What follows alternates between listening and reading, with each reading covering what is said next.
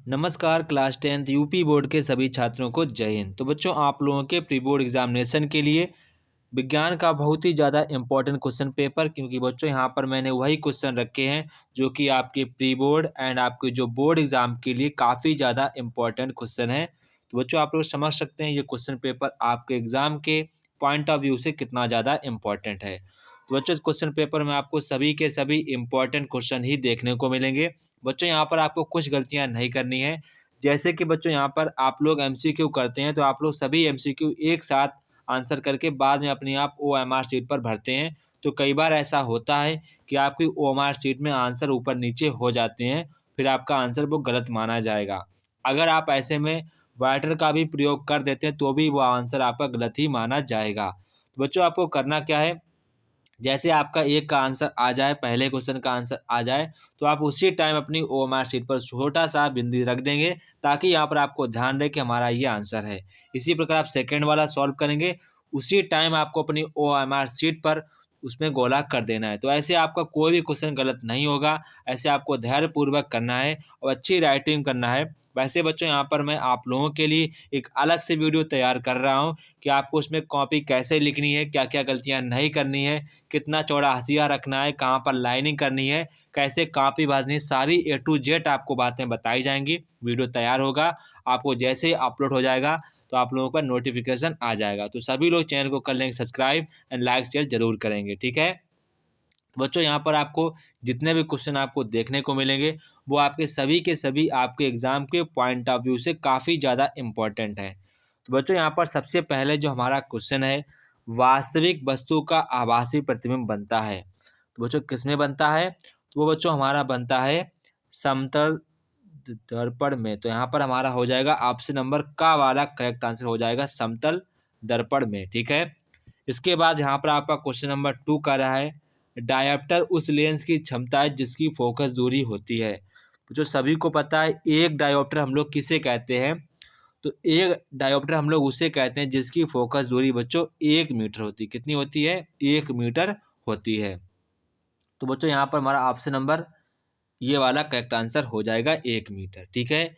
इसके बाद देखो यहाँ पर क्वेश्चन नंबर 3 कह रहा है, किसी लेंस के बाहर की ओर उभरे 2 गोलीय पृष्ठों हों तो उसे कहते हैं। जैसे कि बच्चों यहाँ पर क्वेश्चन कह रहा है ये आपका 2 उभरे पृष्ठ हैं, देखो हैं उभरे पृष्ठ, लेंस के उभरे पृष्ठ हैं, तो हम लोग इस लेंस को किस नाम से जानते हैं। तो सभी बच्चों को पता होगा इस लेंस को हम लोग बच्चों उत्तल लेंस के नाम से जानते हैं। किसे जानते हैं, उत्तल लेंस के नाम से जानते हैं, ठीक है।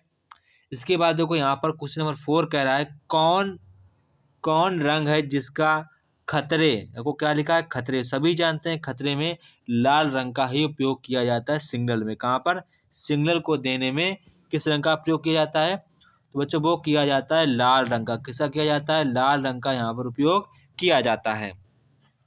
इसके बाद यहाँ पर आपका क्वेश्चन नंबर 5 कह रहा है, प्रकाश के किस रंग के लिए तरंग दैर्घ्य अधिकतम होता है।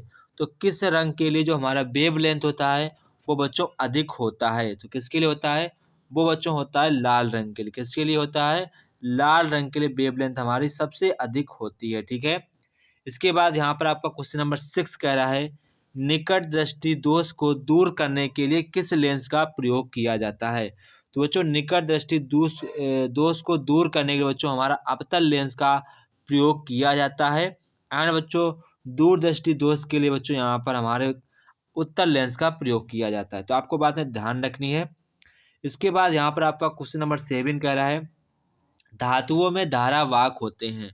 तो यहाँ पर आपसे पूछा कि धातुओं में धारावाहक कौन होते हैं, मतलब क्वेश्चन कहने का मतलब जो हमारी धातु होती है उसमें धारा किसके कारण फ्लो होती है वो यहाँ पर आपसे पूछ रहा है।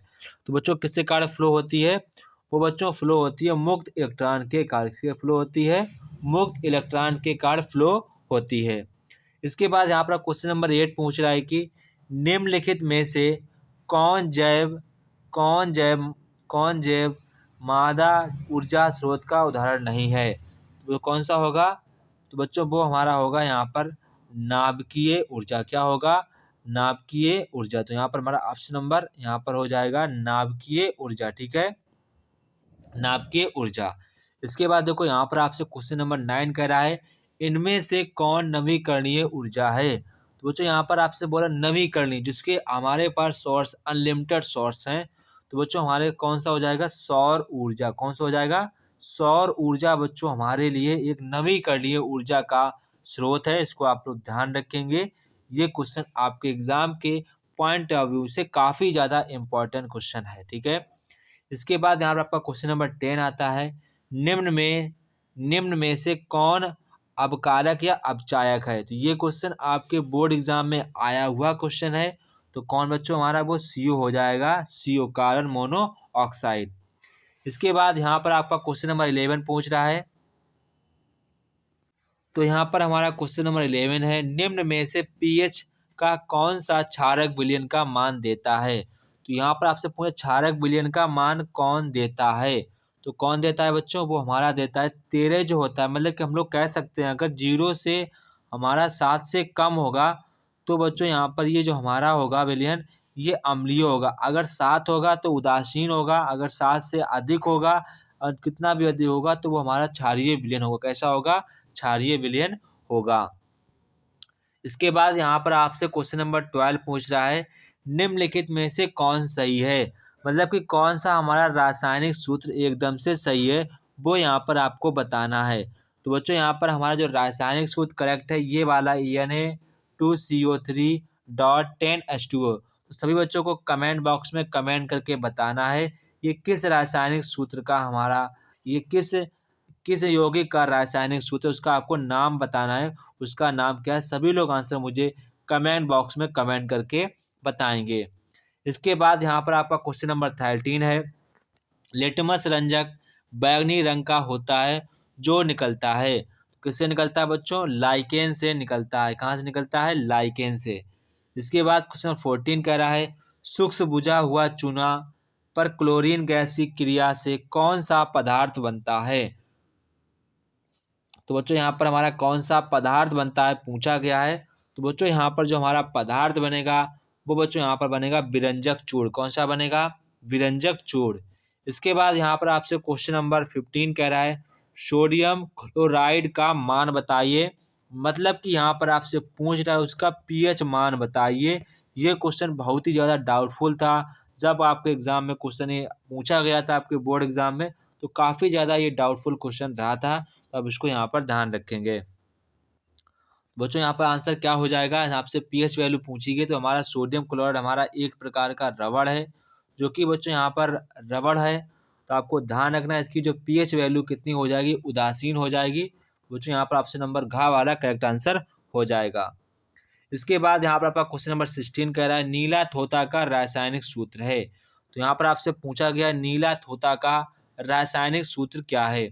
तो बच्चों इसका जो हमारा रासायनिक सूत्र हो जाएगा CuSO4.5H2O। ये हमारा इसका रासायनिक सूत्र हो जाएगा। इसके बाद यहाँ पर आपका क्वेश्चन नंबर 17 है। तो क्वेश्चन नंबर 17 यहाँ पर कह रहा है, सोडियम हाइड्रोक्साइड जिंक से अभिक्रिया करता है तो कौन सा उत्पाद बनाता है। तो ये भी क्वेश्चन आपके एग्जाम के पॉइंट ऑफ व्यू से काफ़ी ज़्यादा इम्पॉर्टेंट है। तो बच्चों यहाँ पर हमारा क्या बनाएगा, Na2ZnO3+H2। तो बच्चों यहाँ पर हमारा ऑप्शन नंबर डी वाला करेक्ट आंसर हो जाएगा। इसके बाद देखो यहाँ पर क्वेश्चन नंबर 18 कह रहा है, स्वपोषी पोषण के लिए आवश्यक है। तो बच्चों यहाँ पर CO2 भी है, ये भी हो जाएगा, प्रकाश भी हो जाएगा। तो आंसर हमारा हो जाएगा, ये सभी हमारा आंसर हो जाएगा। इसके बाद यहाँ पर क्वेश्चन नंबर 19 पूछा गया है, मनुष्य में कितने जोड़े क्रोमोसोम होते हैं। तो बच्चों मनुष्य में जो हमारे क्रोमोसोम होते हैं, वैसे बच्चों यहाँ पर 46 होते हैं। जब भी जोड़े की बात की जाती है तो हम लोग उसमें 2 का डिवाइड कर देते हैं। तो यहाँ पर हमारा 23 जोड़े आ जाएंगे। तो बच्चों यहाँ पर हमारा ऑप्शन नंबर गा वाला करेक्ट आंसर हो जाएगा। इसके बाद यहाँ पर आपका क्वेश्चन नंबर 20 जो कि काफ़ी ज़्यादा इम्पोर्टेंट क्वेश्चन है, कह रहा है कि पौधा जिस पर जो हमारे मेंडल थे उन्होंने अपनी आनुवंशिकता जितने भी आपने आनुवंशिकता के जितने भी उन्होंने मॉडल तैयार किए थे वो किस पौधे पर तैयार किए थे। तो वो तैयार किए थे बच्चों मटर पर। किस पर तैयार किए थे, मटर पर। तो आप लोग इसको ध्यान रखिएगा, ये क्वेश्चन आपके एग्जाम के पॉइंट ऑफ व्यू से काफ़ी ज़्यादा इम्पोर्टेंट है। इसके बाद यहाँ पर आप क्वेश्चन नंबर देखेंगे, क्वेश्चन नंबर खंड बा उपखंड। यहाँ पर बच्चों आपको प्रत्येक क्वेश्चन 4 नंबर का होगा। तो कोई भी क्वेश्चन आपको छोड़ना नहीं है। जो भी आपको क्वेश्चन नहीं आ रहा है उसको आपको छोड़ना नहीं है। जो भी आपको आ रहा है उसमें आप कुछ ना कुछ बनाकर ज़रूर लिखिएगा। आपको खाली प्रश्न नहीं ढेलना है, वरना फिर आपके कम नंबर हो जाएँगे। यहाँ पर बच्चों आपको जो भी क्वेश्चन नहीं आएगा वो आप हमसे इस नंबर पर क्वेश्चन पूछिएगा। जो भी आपको डाउट हो, अब जो भी जो आपका न्यूमेरिकल हो, अब ना लगा पा रहे हो, आप हमसे इस नंबर पर पूछिएगा, आपको हम बताएँगे कि आपको उसको कैसे लगाना होगा। बच्चों हम अलग से एक वीडियो तैयार कर रहे हैं कि उसमें आपको कॉपी में कैसे लिखना है, कितना आपको हँसिया चौड़ा रखना है, कहाँ पर लाइनिंग करनी है, कैसे हेडिंग डालनी, कैसे लिखना है, आपको ए टू जेड कम जानकारी देंगे। आप वीडियो पर नए हैं तो वीडियो को सब्सक्राइब और लाइक शेयर ज़रूर करें, ठीक है? तो बच्चों यहाँ पर आपका सबसे पहले क्वेश्चन कह रहा है दूरदृष्टि दोष क्या है, इसको सही करने के लिए किस प्रकार के लेंस का प्रयोग किया जाता है। तो बच्चों सभी को पता है दूरदृष्टि दोष को दूर करने के लिए हम लोग बच्चों उत्तल लेंस का प्रयोग करते हैं। किसका प्रयोग करते हैं? उत्तल लेंस का प्रयोग करते हैं। आप ध्यान रखिएगा, इस क्वेश्चन को अगर नहीं आता है तो आप इसको तैयार भी करिएगा, ठीक है बच्चों। यहाँ पर आपको जो भी क्वेश्चन मैं तैयार करने को कहूँ उसको आप सभी लोग अच्छे प्रकार से तैयार करिएगा। तो बच्चों यहाँ पर आपका क्वेश्चन नंबर 2 कह रहा है कोई अवतल दर्पण के सामने 10 सेंटीमीटर दूरी पर रखे किसी वस्तु का जो हमारा बिंब है वो 3 गुना आवर्धित मतलब कि बड़ा प्रतिबिंब बनाता है। मतलब कि बच्चों यहाँ पर आपको एम की वैल्यू दी गई है, प्लस की 3 पॉजिटिव दी गई है, तो हम लोग कह सकते हैं माइनस के v अपॉन यू आपको वैल्यू दी जाएगी। आपको यहाँ पर ये हिंट सब मिल जाएगा। तो बच्चों यहाँ पर आपसे कह रहा है जो हमारा प्रतिबिंब है दर्पण से कितनी दूरी पर बनता है। मतलब कि बच्चों यहाँ पर आप सभी लोगों को v की वैल्यू फाइंड आउट करनी है।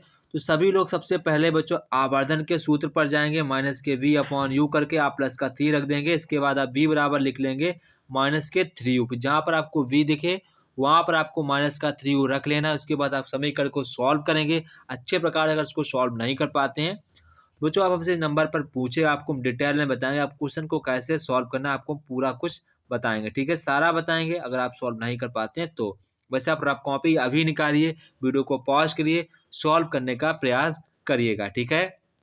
इसके बाद यहाँ पर क्वेश्चन नंबर 3 कह रहा है 2 ओम 3 ओम 6 ओम के 3 प्रतिरोधों को किस प्रकार यहाँ पर संयोजित किया जाए कि उनका जो कुल प्रतिरोध है बच्चों वो 4 ओम हो जाए। कितना हो जाए? 4 ओम हो जाए। बच्चों यहाँ पर देखो अगर इनको हम श्रेणी क्रम में जोड़ेंगे तो यहाँ पर 3 2 5 11 हो जाएगा, जो कि हमारा नहीं आएगा। तो यहाँ पर शेड्यूल सी बात, इसको हम लोग समांतर क्रम में जोड़ेंगे तभी हमारा यहाँ पर 4 ओम आएगा। तो लासा हमारा 6 आ जाएगा, तो 3 टाइम्स आएगा, 1 टाइम्स आएगा। इसके बाद यहाँ पर आप देखेंगे ये आपका 2 टाइम्स आएगा, इसके बाद 1 टाइम्स आएगा। तो 5 1 6 तो यहाँ पर 6 करेंगे तो आपका 1 ओम आ जाएगा। मतलब कि हम लोग कह सकते हैं 1 ओम हो जाए तो इसके लिए बच्चों हमको ये समांतर क्रम में जोड़ना होगा, ठीक है। अब यहाँ पर कह रहा है 4 ओम आ जाए, तो 4 ओम करने के सबसे पहले आप इन दोनों को कायम जोड़ेंगे समांतर क्रम में। आप इनको जोड़ना ही नहीं, इनको आप लोगों को समांतर क्रम में जोड़ना है सबसे पहले इनको। इसके बाद आप सबसे पहले इनको पेयर बनाकर चेक करेंगे। जैसे सबसे पहले हम लोग 2 और 3 को समांतर क्रम में जोड़ते हैं, ठीक है। तो यहाँ पर 6 आ जाएगा, ये 6 हो जाएगा। इसके बाद देन यहाँ पर ऊपर 3 जाएगा, ऊपर 2 जाएगा, 3 2 5 बटे 6, यानी कि हम लोग कह सकते हैं कि हमारा आ जाएगा 5/6। यहाँ पर हमारा तुल्य प्रतिरोध आ जाएगा। अब हम इसको भी समांतर क्रम में जोड़ेंगे तो बच्चों यहाँ पर हमारा हो जाएगा 1/6, यानी कि 6/6। ये नहीं हो पाएगा, तो यहाँ पर हमको करना क्या, इसको अब जोड़ना है समांतर क्रम में, फिर इसको आप श्रेणी क्रम में जोड़ देंगे तो आपका आ जाएगा, ठीक है। देखो 1/3 1/6 आपको करना क्या, 6 आ जाएगा तो ये आपका 2 हो जाएगा, ये 1 हो जाएगा, तो आपका 6/3 कर देंगे 2 टाइम्स। ये आपका यहाँ पर इनको आपको जोड़ना है समांतर क्रम में। जितना आंसर आए, आंसर आपका 2 ओम आएगा, 2 ओम को इसके साथ जोड़ देना है श्रेणी क्रम में, तो आपका आंसर आ जाएगा 4 ओम। तो आपसे यही पूछा गया प्रतिरोध को हम किस प्रकार जोड़ें कि हमारा जो कुल प्रतिरोध है वो 4 ओम हो जाए या फिर 1 ओम आ जाए, ठीक है। तो आपको इस प्रकार से सॉल्व करना होगा। इसके बाद यहाँ पर आपका क्वेश्चन नंबर 4 कह रहा है कि 5 सेंटीमीटर लंबाई का कोई बीम 30 सेंटीमीटर वक्रता त्रिज्या के अवतल दर्पण के सामने 20 सेंटीमीटर दूरी पर रखा गया है। प्रतिबिंब की स्थिति व प्रकृति आपको साइज ज्ञात करनी है। तो सभी बच्चे क्वेश्चन को सॉल्व करेंगे, ठीक है। इसके बाद बच्चों यहाँ पर आपका उपखंड खा आता है। बच्चों यहाँ पर आपको समीकरण को संतुलित करना है। बच्चों यहाँ पर आप देखेंगे आपके सामने यहाँ पर Na की वैल्यू 2 है, तो यहाँ पर आप 2 का कर देंगे, मल्टीप्लाई कर देंगे।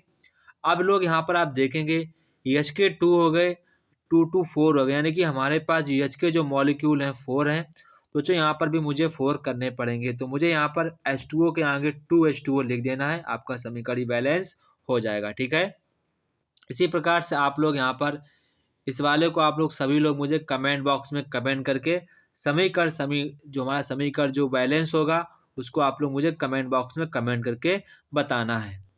इसके बाद यहाँ पर आपसे क्वेश्चन नंबर खा कह रहा है कि निम्न अभिक्रिया के लिए अभिकारक व उत्पाद का नाम बताइए। तो बच्चों ये हमारे लिए अभिकारक है, ये हमारे लिए उत्पाद है। ठीक है, इसके बाद यहाँ पर आपका क्वेश्चन नंबर सेकेंड कह रहा है कि अमोनिया क्लोराइड के ऊष्मीय वियोजन की अभिक्रिया लिखिए तथा निर्मित उत्पाद का नाम लिखिए। ठीक है, इसके बाद यहाँ पर आपसे क्वेश्चन नंबर 6 कह रहा है रासायनिक समीकरण लिखिए।